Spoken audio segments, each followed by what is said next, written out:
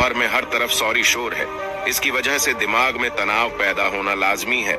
ऐसे में अगर आप हर रोज कुछ देर मौन रहने का अभ्यास करते हैं तो इससे आपके तनाव पैदा होने वाले हार्मोन के लेवल में कमी आती है। इससे आपका दिमाग शांत होता है, गुस्सा नियंत्रित रहता है और तनाव बढ़ाने वाले हार्मोन्स का लेवल घटता है। आज के इस वीडियो में हम जानेंगे कि किन मौकों पर हमें शांत रहना है और किन मौकों पर हमें बोलना है और शांत रहने से हमारे अंदर क्या बदलाव आ सकता है। दोस्तों, संध्या काल का समय था। गुरु अपने सभी शिष्यों को बुलाते हैं और कहते हैं, कल सुबह सब लोग नदी में स्नान करने के बाद तुरंत हमारी कुटिया के सामने उपस्थित हो जाना। सभी इसी से हैरान रह जाते हैं कि हम लोगों ने कुछ गलती की है क्या, लेकिन गुस्से से यह कहते हैं कि हो सकता है कि गुरु जी कल सुबह कुछ अच्छी बात बताने वाले हैं। सब लोग रात को सही समय पर सो जाते हैं और सुबह उठकर सभी लोग नदी में स्नान करने के बाद वापस गुरु जी के सामने उपस्थित हो जाते हैं। गुरु कहते हैं, आज हम तुम सबको चुप रहने के फायदे के बारे में बताऊंगा। गुरु कहते हैं, 10 मौके जहां पर चुप रहने से होता है लाभ और बोलने से नुकसान। गुरु कहते हैं, अगर आप इन 10 मौकों पर शांत हो गए यानी मौन हो गए तो आप जो चाहेंगे वही मिल जाएगा।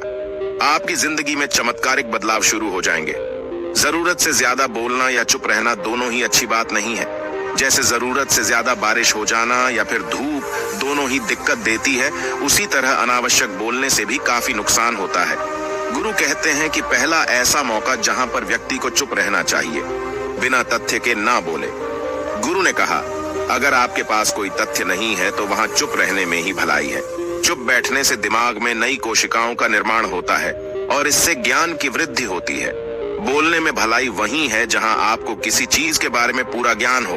अगर आप बिना तथ्य के कहीं बोलते हैं या फिर बेवजह बोलते हैं तो आपका वहां मजाक भी बन सकता है।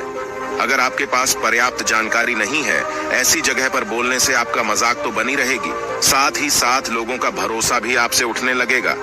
इसलिए ऐसी जगह पर शांत रहो जहां तुम्हें पता ना हो कि क्या बोलना है क्या नहीं। कई बार कुछ लोग ऐसे होते हैं जो हर जगह अपनी उपस्थिति बताने लगते हैं। उन्हें पता नहीं होता है कि हमें क्या बोलना है, लेकिन फिर भी बोलते जाते हैं और फिर बाद में दूसरे लोग उनके जाने के बाद उनका मजाक उड़ाते हैं। जब तक आपको उस तथ्य के बारे में अच्छा ज्ञान नहीं है, उसके बारे में पता नहीं है, तो वहां चुप रहना ही ज्यादा समझदारी है। गुरु ने कहा, दूसरा ऐसा मौका जहां पर व्यक्ति को चुप रहना चाहिए। शब्दों से न पहुंचे ठेस, अगर आपके शब्द किसी को मानसिक ठेस पहुंचा रहे हैं तो वहां चुप हो जाना चाहिए। कमजोर व्यक्ति के बारे में कुछ भी बोलकर आप महान नहीं बन सकते हैं। महान आप किसी कमजोर का साथ देने में बनेंगे। कई बार होता है कुछ लोग अपने से छोटे व्यक्ति को भला बुरा कहते रहते हैं। सामने वाला इंसान तो कद से आपसे छोटा है, वह आपको कुछ नहीं बोलेगा, लेकिन आप उसकी नजरों में गिरते चले जाएंगे। हो सकता है कि कल वह भी आपसे पद में बड़ा हो जाए।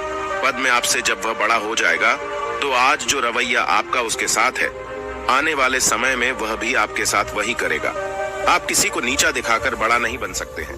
बड़ा बनना है तो अपने से छोटे लोगों का इज्जत भी करना सीखें और साथ ही साथ बड़े लोगों का भी सम्मान करना चाहिए। लोगों को लगता है कि अगर वह अकड़कर बोलेंगे और सामने वाले को नीचा गिराने की कोशिश करेंगे तो वह बड़े बन जाएंगे, तो यह उन सब की भूल है। बड़े होने की बजाय आप उनकी नजरों में गिरते चले जाएंगे। गुरु ने आगे कहा, इसलिए शिष्यों, तुम सब जब भी बोलना आदर भाव से बोलना, ताकि तुम्हारी बात लोगों को अच्छी लगे। बोलने में भाई बहन, माता पिता, मित्र इत्यादि संबोधन शब्दों का इस्तेमाल जरूर करना।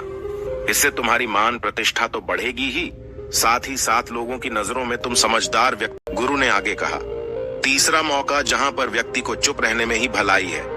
क्रोध या घृणा करने वाले लोग, जब कोई अपना या सगा संबंधी आप पर क्रोध कर रहा हो, आपका अपमान कर रहा हो, तो आपको उस वक्त चुप रहना चाहिए ताकि सामने वाले का गुब्बारा पूरी तरह से फट जाए। आप यदि सही हैं तो उसे कतई माफीनामा गए और चुप रहकर ही सही समय का इंतजार करें।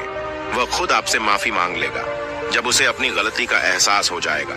गुरु आगे कहते हैं कि अगर आपका कोई सगा संबंधी आप पर क्रोध कर रहा हो और आप उस समय शांत हैं, तो यह आदर सम्मान देने की निशानी होती है। इससे न कोई छोटा होता है और न ही बड़ा। अगर आपको क्रोध आ रहा है तो आप या तो वहां से किसी का अनादर किए बिना चले जाएं या फिर चुप रहें।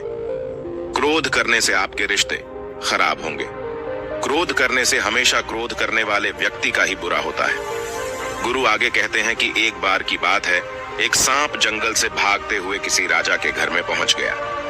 लोगों ने छेड़खानी की तो वह बहुत ही गुस्सा हो गया, जिससे घर में जो तलवार पड़ी हुई थी उसी को लपेटकर कसने लगा और धीरे धीरे उसका पूरा शरीर कट गया। ठीक उसी प्रकार हमारा गुस्सा भी हमारे शरीर को तलवार की भांति काटता रहता है। गुस्सा ध्यान से खत्म होता है प्रतिदिन।